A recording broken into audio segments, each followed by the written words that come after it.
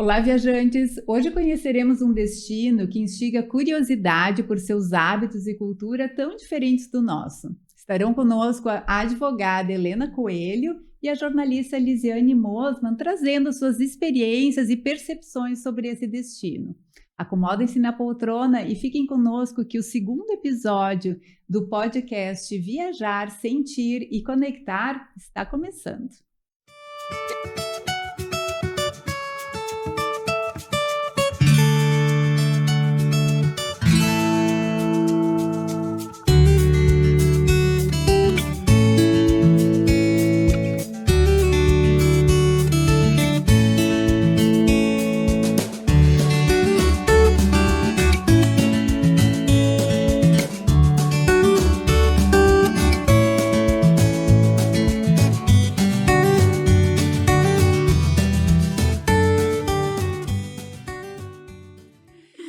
Sejam bem-vindos ao segundo episódio do podcast Sentir, Viajar e Conectar, que é uma conversa distraída não só sobre um destino, mas sobre as experiências dos nossos convidados nesse lugar, através dos 5 sentidos, através das paisagens, dos sabores, das conexões através do tato, do olfato, dos aromas do lugar, da música, da arte.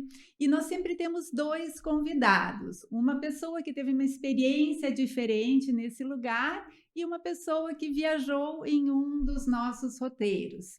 Nós acreditamos que viajar vai além de simplesmente visitar o destino, mas que proporciona entrarmos em contato com os nossos sentimentos para poder fazer conexões com as pessoas no lugar, com esse destino que a gente está visitando. E quando a gente proporciona isso, quando a gente se permite conhecer um destino novo, explorar o desconhecido, conhecer um lugar diferente, a gente entra em contato com esses sentimentos e com o lugar que a gente está visitando, faz essa conexão e acaba tendo uma visão diferente do mundo. Essa visão diferente do mundo transforma a gente. E é um pouco sobre isso que é a nossa conversa hoje. Nós temos aqui como convidadas a Helena Maria Silva Coelho, que é advogada formada pela PUC-RS, diretora administrativa da Associação Nacional dos Procuradores do Estado, ex-procuradora-geral do Estado, e ela esteve comigo em março no Japão, agora em 2024. E a Lisiane Mosman, jornalista formada pela Unicinos, com mestrado em comunicação pela Universidade Federal do Piauí. Atualmente ela trabalha como editora de conteúdo SEO do Correio do Povo e ela esteve no Japão em 2 oportunidades, 1997 e 2001. Então, começando com a Lisiane. Lisiane, tu esteve no Japão em 97, que foi o ano do Tratado de Kyoto, né? Que assinaram o Tratado de Kyoto. Não foi esse o objetivo da tua viagem, né? Mas acabei dentro de toda uma programação deles lá, sem nem mesmo, vamos dizer assim, estar atenta a esse movimento que começava na era da década de 90, finalzinho ali em 97, né? Na verdade, era um momento em ebulição, assim, porque havia os crashes das bolsas ali dos países asiáticos, havia Kyoto muito timidamente ainda, com pouca ressonância no resto do mundo, e eu estava numa comitiva empresarial e governamental lá. Passei por Hong Kong e depois Japão. Então, assim, teu objetivo não foi, né, a convenção, mas tu viu algumas manifestações lá. Isso, mas era bem, exatamente. Nós saímos de Tóquio, fomos para Kyoto conhecer, né, e também visitar algumas empresas. E quando a gente percebeu uma movimentação, eu e um outro jornalista que estava comigo, que trabalha aqui também na imprensa no Rio Grande do Sul, que é o Afonso Ritter, percebemos a movimentação e quando vimos, assim, estávamos no meio, a gente não sabia muito bem o que era uma manifestação por questões do meio ambiente, a Carta de Kyoto, não é? Uhum. Claro que uma manifestação muito diferente do que aquelas que a gente vê aqui no Brasil, não é? Não como é que eu vou lhe dizer, mais silenciosa, talvez. Não como os japoneses, né? Assim, né? Por ter uma manifestação, mas silenciosa, que é bem tinha manifestação, mas eu digo assim, a diferença é que talvez nós somos mais ruidosos, não é? Ou a maneira de nos manifestarmos seja mais ousada, assim, mais corporal. Eles não, eles têm esse respeito, respeito pelo espaço do outro, então talvez isso tenha sido um pouquinho diferente. Porque a gente vê, né, assim, essas cidades grandes lá, super populosas. Imagina, Tóquio é uma das, eu acho que é a cidade mais populosa do mundo, uma das cidades mais populosas do mundo, pelo que eu estava pesquisando, e a gente não vê isso na rua, né? Completamente diferente de São Paulo, né, que é aquele um barulho quase que 24 horas por dia, né? E lá não, né? Não parece ser uma cidade assim tão populosa, né? Pelo menos foi a impressão que eu tive, porque tu vê assim, as pessoas são silenciosas nas estações de trem, né? Dentro do trem, Dentro do trem. Isso foi, assim, uma coisa que me marcou muito. Quando a gente saiu de Tóquio e fomos a Shiga, nós pegamos o trem-bala. E quem conversava no vagão ali era a tua turma. Era a minha turma. E todo mundo olhando, assim, como que quem diz assim, quem são vocês, não é? E claro, olhando com, assim, até meio que desgosto, porque eles têm esse aspecto tão silencioso, né? Assim, aliás, isso me marcou profundamente, a questão do silêncio no Japão. Esse respeito com o silêncio. Eu acho que agora talvez tenha mudado um pouco. Eu acho que tem mais turistas, né? Isso, já eu acho. No nosso caso, que nós andamos, eu acho que 2 ou 3 vezes de trem-bala, geralmente o nosso grupo quase que ocupava um vagão, né? Então, aí a gente naturalmente bem mais barulhento, né? Mas o pessoal que estava num deles, me chamou a atenção, tinha jovens, né? Gurizada. E ali eles já não eram tão silenciosos assim. Então, acho que isso é uma coisa que está começando a se alterar, né? Mas ainda a grande maioria é silenciosa, né? Eu acho. Né? E a coisa do respeitar o outro, né? Por que eu vou colocar, que nem aqui a gente tem nas praias, né? Colocar o som alto na praia, né? Nunca iria, vai acontecer. Né? Porque tu tá respeitando o espaço do outro, né? Então, se é eu que gosto dessa música, eu que quero ouvir uma música, eu não vou impor isso aos outros, né? Mas essa diferença, assim, de cultura e com a juventude, né? Eu não sei, isso tu comentou que tu acha que isso tá mudando. Isso, mas assim, a gente quando foi, a gente teve até algumas aulas de etiquetas ou de comportamentos, porque é muito diferente, né? A forma de você cumprimentar, claro que, vamos dizer, eu ia num grupo em que tinha um objetivo mais empresarial, de fazer negócios e tudo mais. Então, eu estaria lidando, de certa forma, né, com pessoas diferentes do cidadão comum que está na rua. Mas, mesmo assim, a gente percebe que a etiqueta lá é muito diferenciada da nossa, né? Como tu dá oi, como tu dá tchau, enfim. Então, a gente teve toda uma série de cuidados para que a gente não cometesse muita gafe, né? Entregar o cartão de crédito, né? Com as 2 mãos, e quem recebe com as 2 mãos, né? Mas em alguns lugares, gente mais jovem já pegava com uma mão só, né? Pois isso agora, né? Isso que eu acho que tá eu acho que tá mudando. Tem que abrir. Eu acho que assim, essa rigidez que eu estava lendo também é para manter a tradição, né? Então eles têm essa dentro das escolas. Isso, eu acho só. Desculpa, mas eu acho que sim, talvez esteja mudando, porque a gente até comentando aqui a questão também de uma mudança no mundo, e também porque os altos índices de suicídio na juventude lá que existe ali, né, não só no Japão como nos países asiáticos, né? Eu acho que essa percepção de que não há mais tanta rigidez no mundo todo, não é? Porque uma das coisas assim que eu senti mais dificuldade foi exatamente de trabalhar com essa rigidez. Aqui a gente é muito mais flexível, muito mais maleável. você chegou 5 minutos atrasado, você tem a tolerância, né?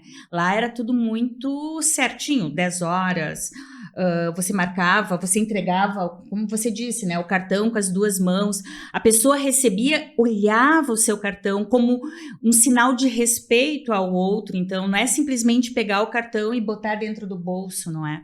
Então tem tudo isso, assim. Respeito aos mais velhos, né? Respeito, acho que isso é muito forte, mas tem o machismo também. Exatamente, que eu comentei com vocês, né? Porque estávamos num grupo, entrei, assim, de uma forma descontraída, conversando com colegas, entrei logo de primeira, assim, no elevador, a porta se abriu, eu entrei como qualquer um, e o meu colega jornalista me deu espaço para mim. E aí criou-se um clima que eu percebi, não é?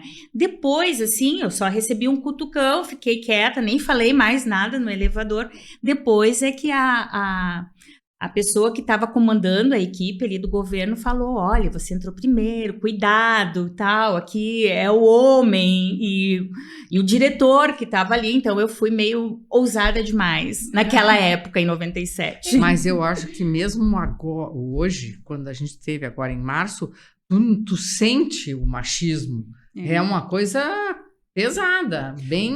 As gays, só isso é uma coisa, ainda, né? Depois de não sei quanto tempo, e a gente não conseguia chegar, né? Nós não conseguimos, nós brincamos ainda, nós tínhamos 3 homens na excursão, né? Era, a grande maioria para trabalhar era mulher, mas daí só eles poderiam entrar na casa, nas casas das geixas, né? Uhum. Mulher não, e ainda tinham que ser convidados. Claro que se pagassem, eu acho que entravam, né? Mas nenhum deles se atreveu aí.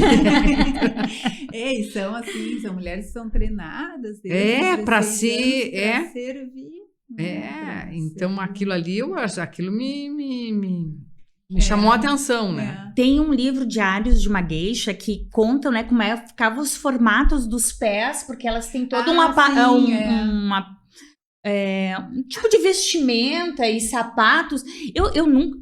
Quando eu li é que eu fui aprender isso, né? Mas eu nunca imaginei... Então, o que você se submete para ficar agradável, não para si, mas para o outro. E para o outro homem, entende? É muito... Mas isso me chama atenção também, porque os pés... Porque antes elas tinham os pés todos atados e daí ficavam com os pés pequenos, né? Isso. Mas completamente disformes.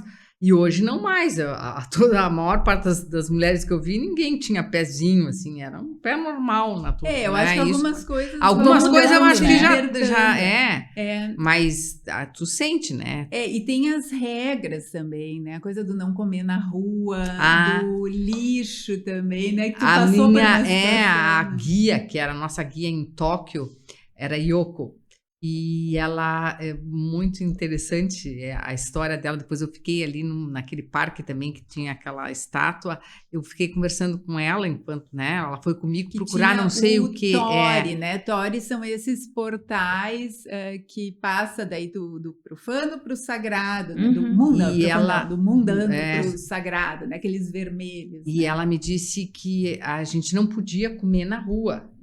Nem beber. Isso em qualquer lugar. E daí eu me lembro que eu comprei um café num shopping ali em Tóquio e fui até o ônibus com um copinho na mão sem beber. E quando eu cheguei, falei para ela disse, muito bem, ainda bem, não me envergonhaste. Porque senão era ela que ia ficar com muita vergonha, porque ela não me passou todas as informações, as regras que eu deveria seguir. Né? E daí isso vem, né, de não comer na rua, não ter o lixo, não jogar o lixo na rua. Tu tem que carregar. Não tem lixeira. Muito limpo no Japão, né? E não tem lixeira. Não, tu tem que... Então daí o que se tu começa a comer... Tu vai ter que guardar aquelas coisas, né? O lixo que tu vai fazendo. E daí, uma viagem é desconfortável para qualquer pessoa, mas para gente que está viajando fica pior, né? Mas é o que todo mundo deveria fazer, né? Claro, em qualquer inclusive lugar. aqui, né? Aqui, se cada um Aqui levasse mais o do que seu nunca agora. lixo para casa, né? Não só o lixo físico, né? Todo lixo, né? Se cada um resolvesse os seus problemas, né? Acho que vem de toda essa cultura também, né? Acho Teve uma noite que nós saímos, assim, fomos jantar, nos haviam convidado, e a gente saiu do hotel em frente, assim, numa via, uma das principais vias ali onde estava esse hotel, todo esburacado, porque eles estavam fazendo alguma troca, não sei se era telefone, enfim, alguma coisa, sei que estava esburacada. Nós voltamos, assim, era umas meia-noite, continuavam trabalhando. Qual foi a minha surpresa quando de manhã nós saímos? Gente, não tinha um pedaço de pedra, de paralelepípedo ou de de asfalto, que era asfalto, não é? No chão, tava tudo limpinho. E os trabalhadores tinham saído do local. Então, eu fiquei assim, isso me marcou, digo, nunca que aqui iria acontecer isso. A gente tá vivendo isso, né, por conta das obras que tem aqui na BR, não é? Sim. Quanto tempo, não é? Sim, para fazer qualquer coisa, né? E lá não, né? E se cada um fosse responsável, ia tão fácil, né? Cada um ser responsável pelo seu espaço. E teve um momento, assim, que a guia que estava conosco lá, tive a sorte de visitar algumas empresas e as produções delas, como é que eram dentro dessas empresas, e então eu achei, assim, muito diferente do que éramos aqui, não é? A gente, numa de móveis, eu acho que era de móveis, não, de balanças de supermercado. Na área de planejamento, onde as pessoas desenvolviam a tecnologia, tu tinha uma sala enorme, umas 50 pessoas. Quando tu ia para a produção, tu tinha 10. Aquilo me deixou assim, como jornalista, né, impactada, né? Eu digo, por quê? Se tu vai numa produção aqui são 30, 40 pessoas e na hora do desenvolvimento são 2, 3 pessoas ali, não é? Então, claro, a minha pergunta era o porquê, não é, dessa modificação. Aí o diretor respondeu, não, eu preciso muito mais do que fazer, eu tenho que planejar, eu tenho que desenvolver, para que lá na frente não dê errado. Eu acho que isso é muito o supra-sumo deles, né? Eles planejam muito, sabe? E isso faz toda a diferença, né? Porque aqui o que acontece? Tu faz um projeto, olha aquela trincheira da Cristóvão Colombo, era um exemplo. Daí tinha uma pedra. E um projeto bem feito tinha que prever o que iam fazer ou deixar de fazer, não. Mas daí então eles fazem um projeto em 3 meses, depois levam uma obra 20 anos. Eles fazem o contrário. De planejar, né? Antes. Isso faz muito, também é muito da cultura, tanto da cultura e das crenças também, né? Do budismo, de estar vivendo o presente, de organizar o presente, né? E uma coisa também, tu teve uma experiência legal dos banhos termais, né? Que em todos os hotéis que a gente visitou, todos eles tinham as piscinas termais. E tinha uma coisa bem diferente, né, que aqui no Brasil não tem. Lá tem os pijamas em cada quarto, né? Tu te hospeda no hotel e no quarto tem um pijama para tu usar enquanto tá ali, né? E os chinelos, te lembra? Os chinelos que para tu entrar no quarto e depois o chinelo para usar no banheiro. Isso, né? E essa questão dos banhos foi uma experiência interessante, porque nós perguntamos para o guia se a gente podia entrar nos banhos porque os banhos são, vamos dizer, num hotel que nós fomos em Racone, eu acho que era, né? Então, eles tinham as piscinas, uma feminina e outra masculina. E aí nós perguntamos, porque a gente tinha levado maiô, se a gente podia tomar banho de maiô, né? E ele nos olhou assim com uma cara, sabe? Assim, um espanto total e absoluto. Mas por como assim? Não, sem roupa, tem que ir sem roupa, né? Nua. Então, nós fomos, mas eu acho que 3 ou 4 pessoas da excursão. Os homens nenhum foi, mas quer dizer... Que é separado, né? Também é separado. Mas bem, e assim, 40 graus, era uma água Quente. Muito quente. E daí tinha uma piscina interna e a outra piscina que ficava uma parede assim aberta, como se fosse uma varandada, uma coisa assim.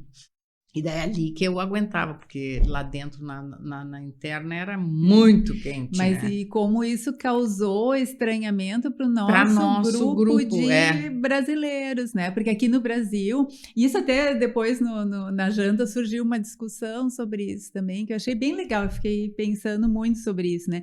De como aqui a gente dá muito valor para o corpo jovem, para tu te expor, né? Para tu estar relaxando, porque um banho termal é uma coisa de se cuidar, de autocuidado, né? Para tu estar nua, tem que ter um corpo perfeito. E lá, não, isso não é. Não. Agora, isso também, né, me chamou a atenção, por exemplo, se tu compara o Japão com os Estados Unidos, principalmente, o que tu vê de gente obesa nos Estados Unidos é uma coisa incrível. E no Japão, daí, não. Até porque eu acho que também pelo tipo de alimentação, né? Que é uma alimentação bem mais saudável, digamos assim, ou pelo menos mais balanceada, não é uma coisa... Então, eles não... tu não vê, assim, eu acho que... Não me lembro de ter visto uma pessoa que me chamasse atenção... Entende? De ser gordo, assim. Tem os lutadores de sumo. Mas daí isso é uma... É uma parcela pequena né? Do que acontece hoje né? nos Estados Unidos e aqui também, né? A maioria... E lá é o contrário. Né? Então, daí eu acho que isso também é uma coisa que... E eles têm esse cuidado todo, que eu acho também muito interessante, que é da alimentação, com o corpo, mas não preocupado na parte estética, né? Assim, estética só, aparência. Não, é uma preocupação com todo o bem-estar, com a saúde, não sei, né? Então, tudo isso com aí... a saúde do corpo, né? E de não ter... Da valorização do corpo maduro também, né? De Sim, não ter essa de vergonha. Respeito pelo corpo. Né? A gente... Com o passar dos anos, vai envelhecendo, vai criando rugas e outras coisas mais, não é? Faz parte, eles encaram aquilo com muito mais naturalidade do que a gente. Até eu faço essa conexão com a questão das cerejeiras, né? Que as cerejeiras é uma grande comemoração, uma época de grande comemoração lá, que é o fim do inverno e o início da primavera. E o nosso guia também, ele falou isso, né? Que é uma festa pela efemeridade da beleza. Então, assim, tu celebrar aquele momento belo, mas que ele tem uma finitude e que mesmo assim a vida depois continua, né? Eu achei bem interessante também, isso desse pensamento. E nos parques também, te lembra, tem, assim, sempre muita gente, eu me lembro que nós, num desses parques, eu acho que não era em Tóquio, era não me lembro se Kyoto ou Osaka, que tinha as mães com crianças pequenas, muitos de colo, assim, nenê, né? Nós até, acho que tiramos uma foto, acho que do grupo ali, e de gente mais velha, mas todas de kimono, assim, bem, né? Eu me lembro que eu também tirei uma foto com uma delas, com esse grupo, assim. E eles valorizam muito essa vestimenta também. Tu tradição. Falou que teve também, né, que tu viu eles fazendo um kimono. Isso foi em Kyoto. Agora, Kyoto Shiga. Mas a gente chegou num local e ele estava tecendo, né, esse kimono, assim, nos levaram lá para ver como é que se faz E realmente, os detalhes, assim, esse cuidado com o pequeno, não é? E o pequeno, ele é tão importante quanto maior, então, e isso se traduz até agora fazendo uma conexão, já que a gente está falando de conexão, não é?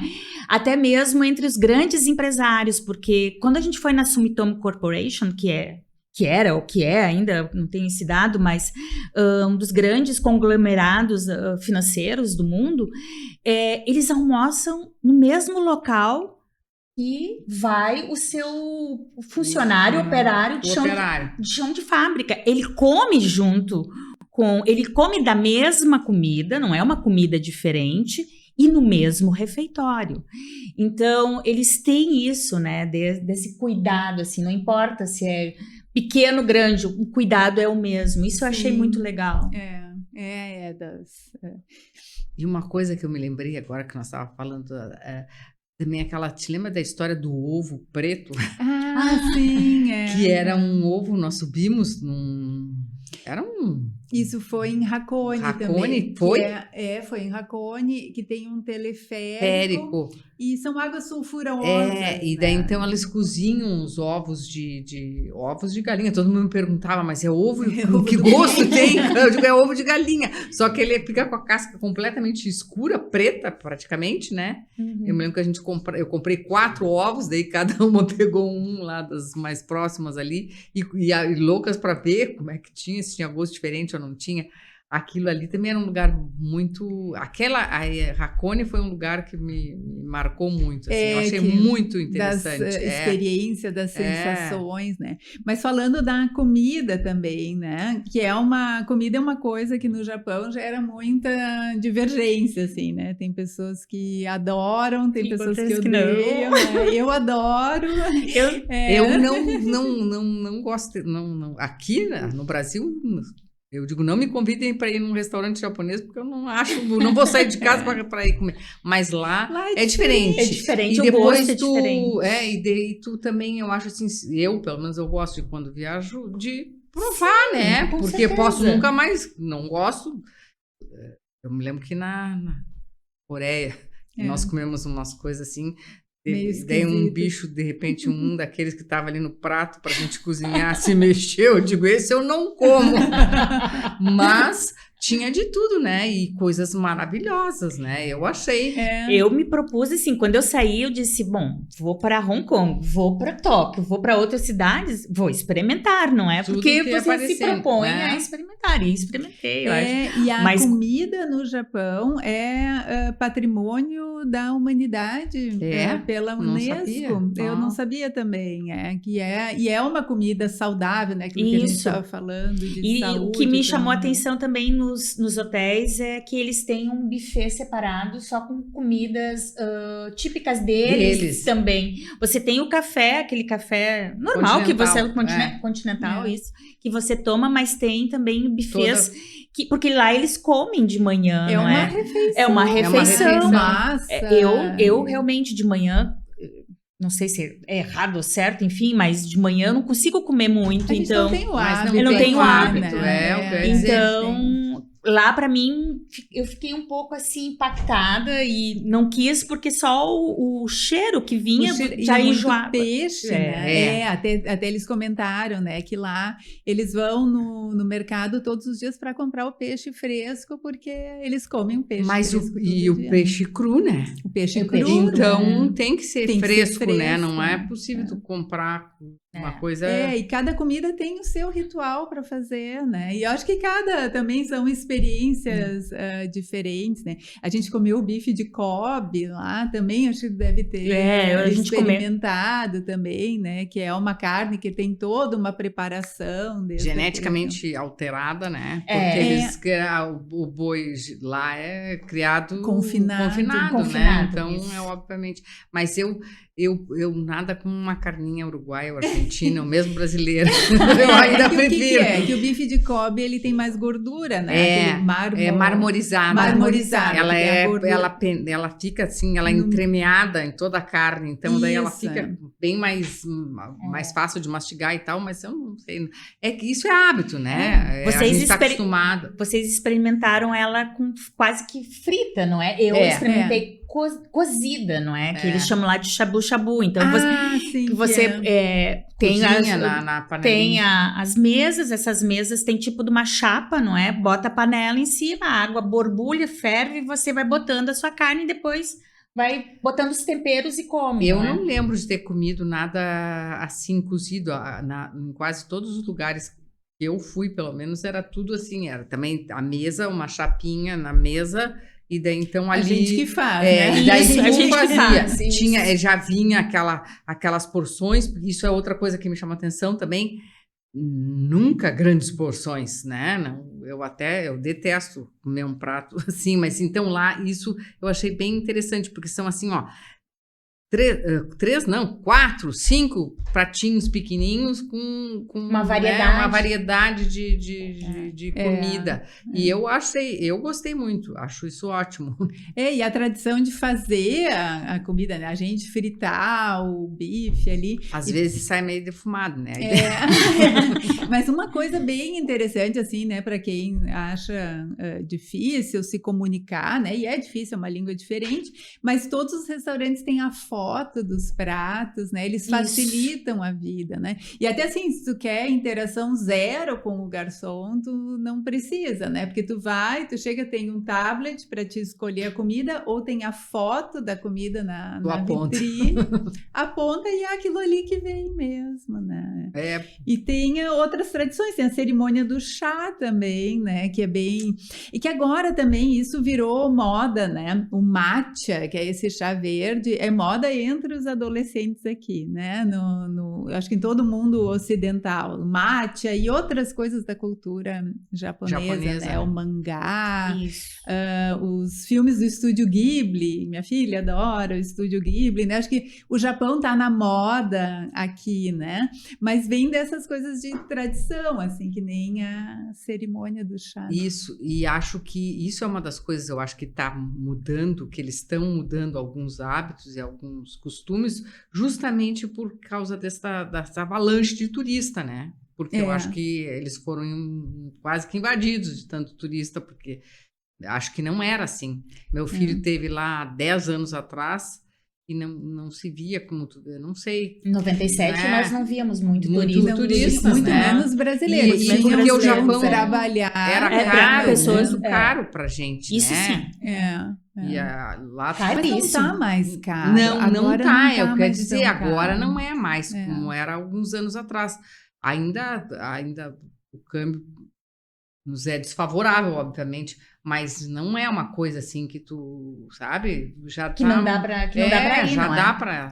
Acho que talvez ir para Inglaterra seja mais caro do que muito lá, mais né? caro. Porque com a libra. E esse boom do Japão foi depois da pandemia. Eu acho que ali depois dos Jogos Olímpicos, né, que eram para ter acontecido ali, foram adiados e aí depois faz uns 2 anos assim que tem muito turismo. E porque eu acho que também chama muita atenção. Eu sempre tive muita vontade de ir, eu quero dizer, porque é uma cultura bem diferente, mas ao mesmo tempo eles têm coisas que, né, tu encontra em qualquer lugar do mundo. Uma das coisas que todo mundo ficou encantado são os banheiros. Sim, os banheiros. Os banheiros são uma coisa, em qualquer lugar. Já pensou nós tendo um banheiro público? Aquele... o banheiro público não, mas como é que são os banheiros nos hotéis, em qualquer hotel mesmo, dos mais simples, vamos dizer, primeiro, uma das coisas, assim, só em Osaka que era um quarto enorme, que era uma rede tailandesa do hotel, mas do resto, os outros hotéis, todos os quartos, a grande maioria, são quartos, assim, pequenos. Muito pequenos.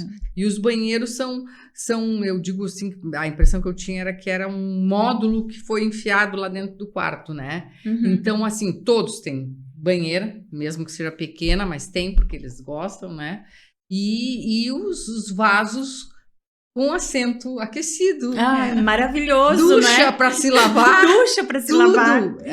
Tu só não aperta só o botãozinho, hotel, né? Não, no público também. Todos os banheiros com o assento, com a ducha, e nos banheiros públicos ainda a musiquinha. Tem musiquinha. Eu achei fantástico. Mas assim, isso. Em 97, quando eu me dei conta do banheiro, para mim foi uma coisa uau, né? Aí fui mexer nos botõezinhos, daí descobri que o assento esquentava, daí depois descobri a bendita ducha e fui descobrindo, não é? Sim, cada vez só... e daí parece que a gente não consegue mais viver sem aquilo, né? Eu queria um desses em casa. Assim, mas tem, te lembra que uma das nossas... Ela disse que tinha comprado. Comprou. Que pra gente não faz parte do nosso... Não. Mas isso mostra também como aquilo é um momento de autocuidado também, né? Eles são, nesse ponto, é o que eu digo, aqueles banheiros são minúsculos, mas tem tudo do bom e do melhor. Gente, super limpos também. Limpos até não poder mais. Mas eu tô dizendo, nos hotéis, por exemplo, nas casas, não sei como será, mas nos hotéis é tudo, é o que eu digo, pode ser pequeno, mas eles são super, assim, tem tudo que tu possa imaginar. Quem dera eu tivesse alguma coisa daquelas na minha casa, né? Isso foi até agora a gente, né, desse filme do Dias Perfeitos, que até concorreu agora a alguns prêmios esse ano e fala do filme do Wim Wenders, né? Na minha época era o Wim Wenders e Aprenders, a gente falava, né? Que ele sempre trazia alguma coisa nova, né? E ele fala no filme sobre os banheiros.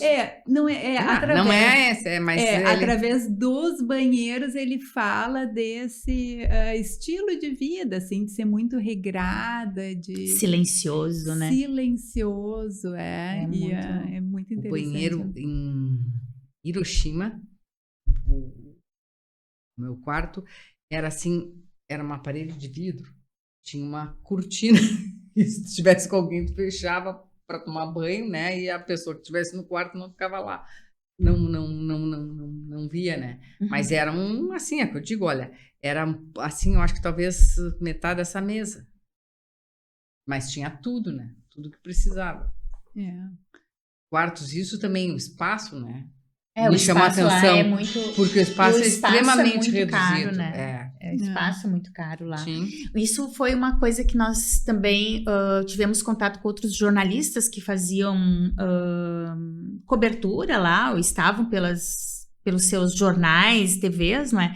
Então, muito caro o espaço metro quadrado, pequeno, né? metro quadrado lá é muito caro, É. caríssimo. Por isso até você acaba optando em alugar um imóvel pequenininho, porque é muito caro, não é assim. E é um espaço reduzido com muita gente.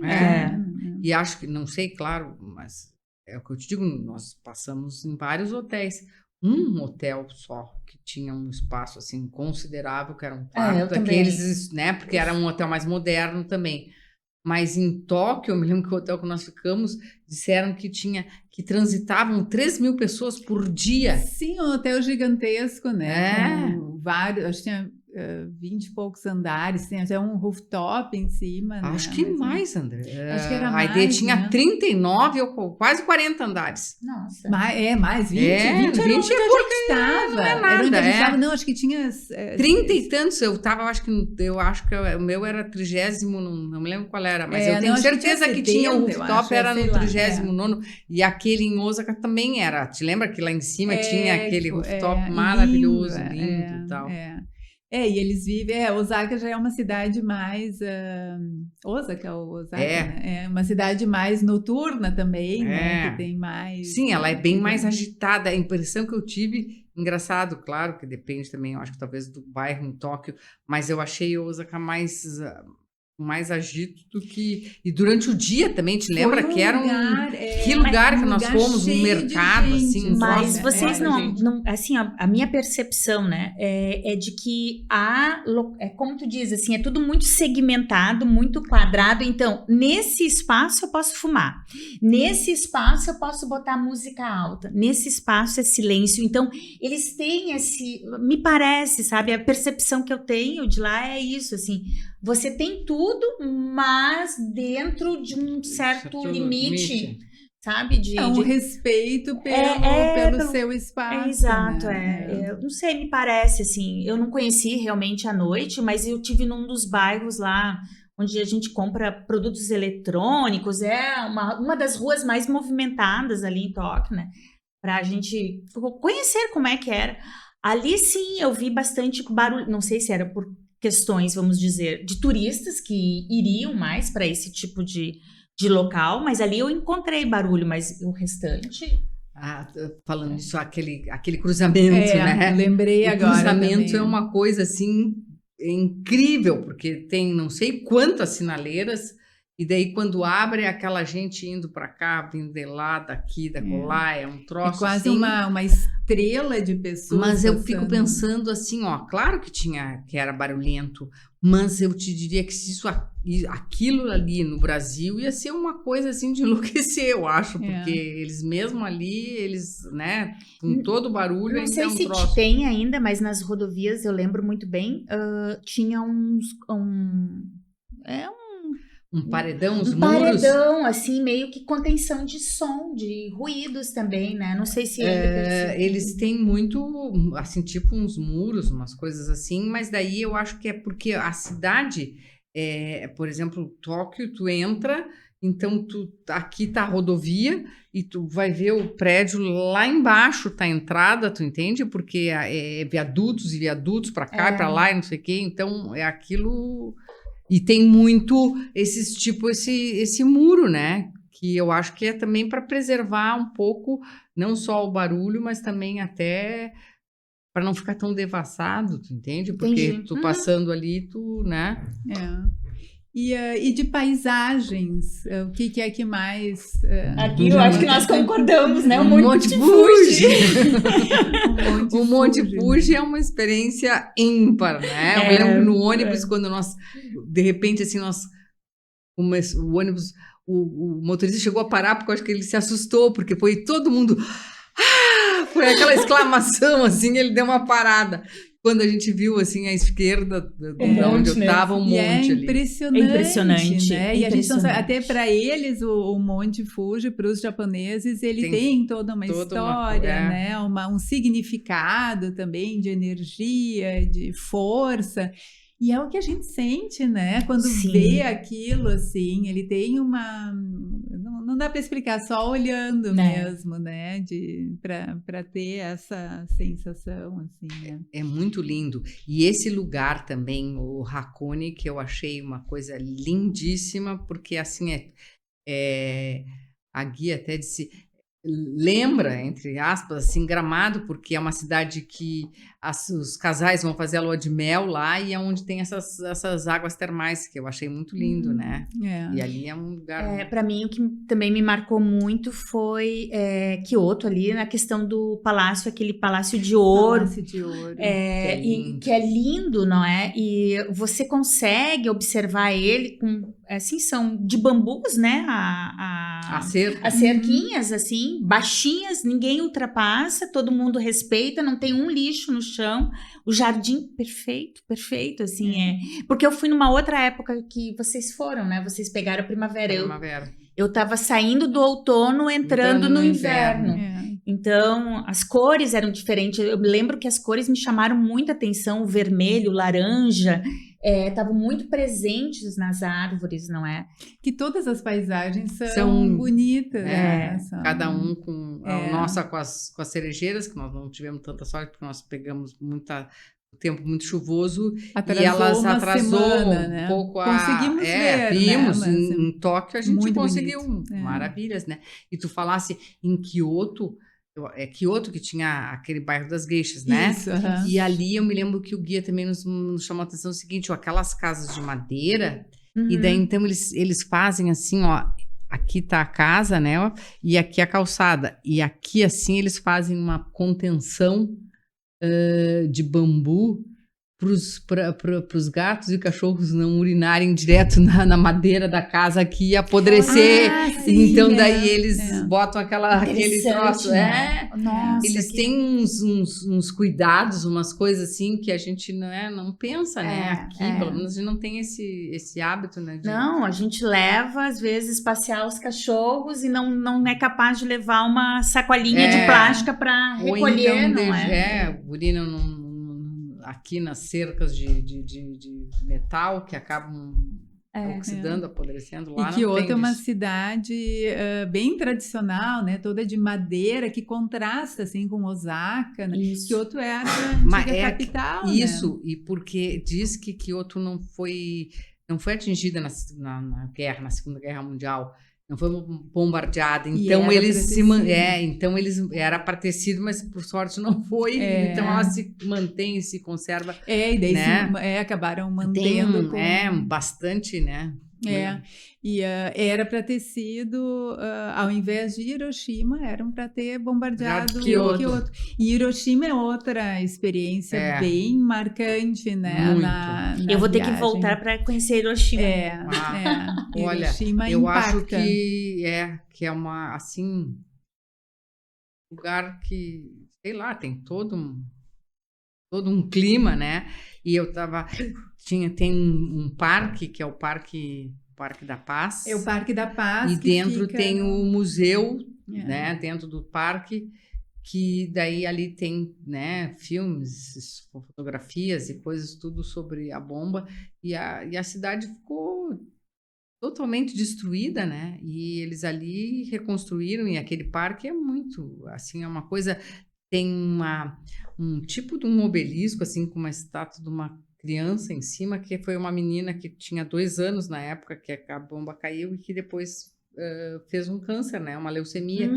E ela então fazia, porque os origamis, os Suros. pássaros, Suros são os passarinhos de origami. que são para atrair boa sorte e saúde. E ela fazia aquilo, e depois que ela morreu, com 6 anos, os amigos, coleguinhas e tal, continuaram fazendo aquilo. E daí esses origamis têm assim, tem, sei lá, tipo um pilar, digamos assim, envidraçado, cheio daqueles, né? São 2, 3, eu acho, né? A ideia não me lembro, 3 dessas né? caixas de vidro. É porque tem uma crença de que se tu faz 1000 suros, o teu desejo vai atendido. E ela começou a fazer esses suros e chegou em 1.300. Só que daí ela faleceu. E daí eles guardaram aquilo como um símbolo, né? E tem a estátua do suro que a gente consegue... Cada pessoa que chega pode empurrar como um pêndulo, né? Para manter aquilo sempre vivo.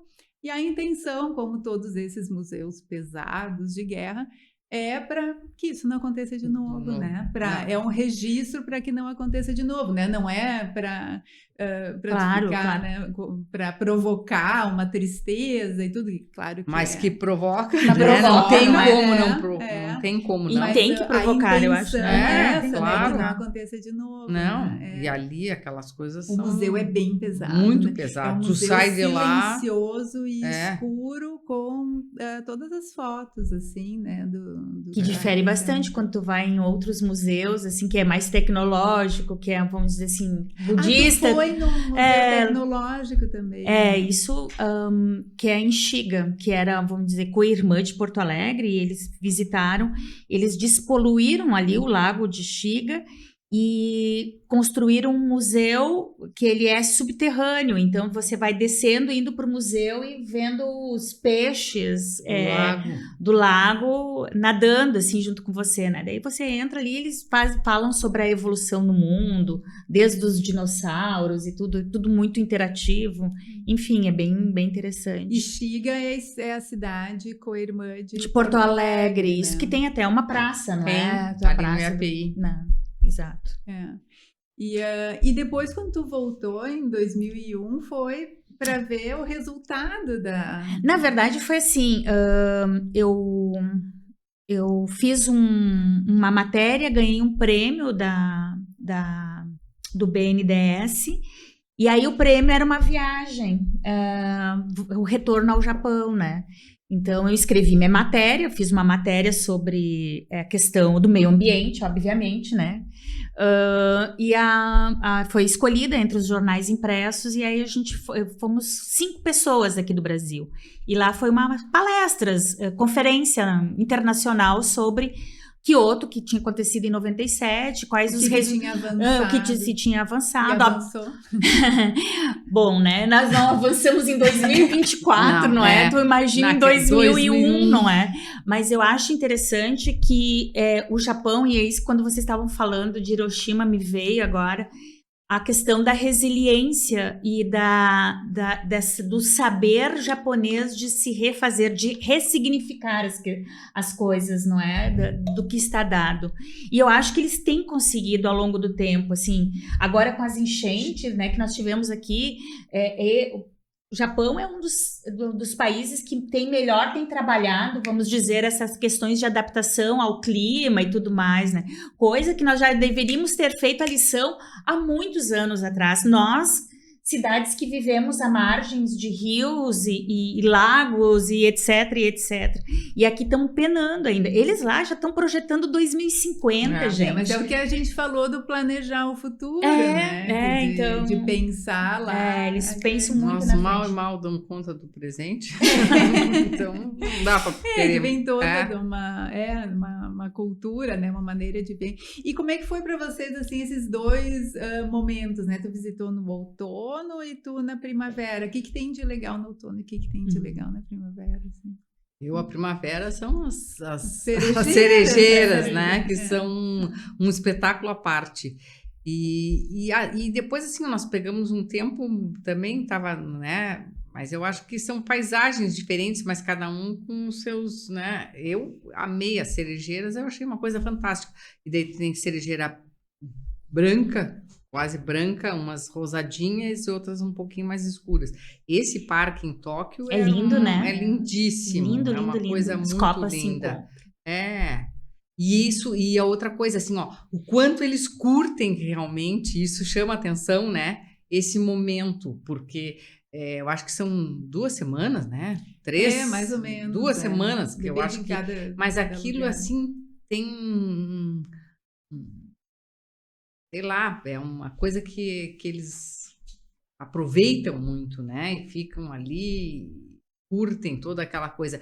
Porque isso é outra, assim, ó, guia anterior a Tóquio, que diz também, é um período, eles, durante muito tempo, depois da guerra, eles ficaram só se preocupando em reconstruir, né, o Japão, e principalmente industrializar e outras coisas mais e tal, e aquilo ficou, porque a cidade como tu disseste, é uma coisa muito densa, né, porque eles ocupam todos os espaços. E eu acho que de uns tempos para cá, um bom tempo para cá, eles estão já preocupados em viver melhor e eu acho que cuidar mais do meio ambiente, né? Há bastante tempo. E daí aproveitam essa época para curtir, né? Porque curtir, eu digo assim, a paisagem e o final do inverno também, começa a primavera, né? E primavera sempre tem essa coisa de florescer, de renovação, tudo, né? É a promessa da vida, né? E porque no inverno talvez fico muito mesmo dentro de casa, muito encasacado, todos, né? Mas assim, eu fui me dar conta que o outono é a minha estação preferida quando eu fui morar no Nordeste, né? Porque eu senti muito falta do outono lá apesar de ter as estações, é muito diferente a primavera de lá é diferente da primavera daqui, enfim, não é? E são as cores que me chamavam a atenção, assim, porque o outono tem aquela coisa do avermelhado, mas também tem aquela coisa que parece que tá morrendo, né? A gente tem assim, vai entrar, tá morrendo, tá caindo as folhas, daí vai entrar o inverno, fica tudo, né? Sem folhas, sem flores, sem nada. Mas, no entanto, a cor, assim, aquele vermelho, aquele laranja, são cores tão vivas, né? Eu sei que agora com a questão do debate aqui, dessa conversa, eu fui rever as fotos, eu digo, nossa, como eu tenho foto perto de árvores, não é? E eu não tinha me dado conta disso, exatamente por conta das cores, né? O guia chamou atenção para isso, ele disse que não me lembro qual era a árvore, que de repente no outono ficava tão linda quanto as cerejeiras. Não me lembro qual era a árvore, agora me esqueci. Tanto que são as 2 épocas que mais tem turismo, é a primavera e o outono. Né? E ali já estava saindo, entrando no inverno, então a gente pegou com sorte ainda algumas árvores bem lindas. Mas o cuidado que eles têm com a questão do jardim, gente, é impressionante, eles ficam ali, sabe? É como se estivessem alisando, não é algo assim, o amor que eles tem essa conexão com a terra, não é? É muito legal. A gente viu uns jardins de árvores de bonsai também. Bem bonito. E árvores enormes também. Eu me lembro de abraçar uma, assim, árvores, que eu abracei, mas não abracei total. Assim, mas árvores grandes, né? Bonsais gigantes. Mas eu acho que é mais ou menos isso que eu queria saber de vocês, assim, agora para a gente fazer um encerramento. Como eu falei lá no início, né, que a gente visitar um lugar transforma a gente. Como é que o Japão transformou vocês? Em que sentidos, assim, ele transformou? Que insights trouxe para vocês? Olha, eu acho assim, ó, ainda mais agora com essa experiência que nós estamos vivenciando aqui no Rio Grande do Sul, eu acho assim que eles têm muitas coisas que eu acho que e que agora, então, me fizeram pensar em muitas coisas, eu acho, né? Principalmente essa questão do lixo, né? Do cuidado com o meio ambiente, porque isso é outra coisa. Eu digo, o lixo é uma coisa que a gente diz, vou botar para fora. Não existe fora, né? Então, eu acho que isso, e essa consciência, eu acho que ele já tem há muito tempo, e eu acho que a gente, para mim, é assim, é um momento de ver o que eu posso aproveitar daquilo que eu vi lá, né? E eu acho que isso aí é o que para mim ficou, digamos assim, né? Bom, eu vim de lá, assim, muito impactada com o Japão, porque eu geralmente sou uma pessoa que falo muito, muito ruidosa, assim, não é? Então, o silêncio me impactou muito, assim, essa coisa da importância da questão interior, do parar, do pensar, do planejar. Mas, mais do que isso, vamos dizer, estar no meio ali de Kyoto e depois me dar conta que estava num momento histórico ali naquele dia, me faz pensar da responsabilidade que cada um de nós tem, como você falou, né, Helena? Com a questão ambiental. Ela não é um problema do Estado ou do município, ou, enfim, ou de alguma entidade ONG. Não, essa preocupação ela tem que ser inerente a nós, né? Tem que transformar nós na forma como a gente faz a coleta, na forma como é que a gente coloca o nosso lixo para fora, porque não é simplesmente, vou deixar aqui dentro limpo e jogar lá fora. Olha o que aconteceu, a enchente trouxe o lixo que nós jogamos, ela trouxe para dentro das nossas casas, e não são só casas das pessoas que em situação assim de risco, mas casas que nós nem imaginávamos que iria chegar a enchente, né? Então a natureza nos retornou o nosso lixo. Eu acho que é esse o momento coletivo, né? De pensar coletivamente e não pensar só.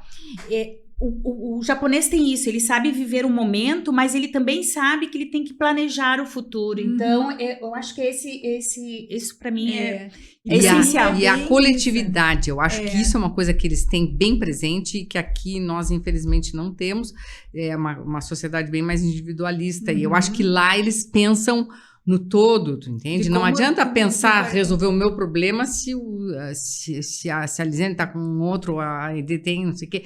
Então, isso eu acho que é uma coisa também que eles têm e que eu acho que a gente tinha que tentar trazer para a gente, né? Vai impactar no coletivo, né? De todos. E para mim, isso deles têm de aproveitar o momento, de estar presente no momento, né? Que isso é coisa do celular, que não deixa a gente, né? A gente está sempre em outro lugar, se bem que lá eles usam bastante celular também, mas eu digo da gente estar presente, né? Que acho que é uma coisa do budismo também, que se tu tá no aqui e o agora, nada dá errado, né? Se tu tá presente, pensando aquele momento. Mas estar presente, mas também pensar no futuro, né? É que há um momento de pensar o futuro e há um momento de viver o agora, né? Então, para nós, a filosofia, dentro da filosofia ocidental, é tão difícil entender esse aspecto oriental, né? E é isso que é legal, né? Da gente conhecer. E o celular, eu acho que eles usam também bastante, mas de uma maneira diferente, né? Não como a gente aqui. Aqui as pessoas não vivem mais, não conversa mais. Obrigada, meninas. E para vocês que nos acompanharam até aqui, nosso muito obrigado. Espero que tenham gostado. Se gostaram, compartilhem os nossos episódios e estejam conosco no próximo destino. Acompanhem por aqui quando vai ser. Obrigada a todos.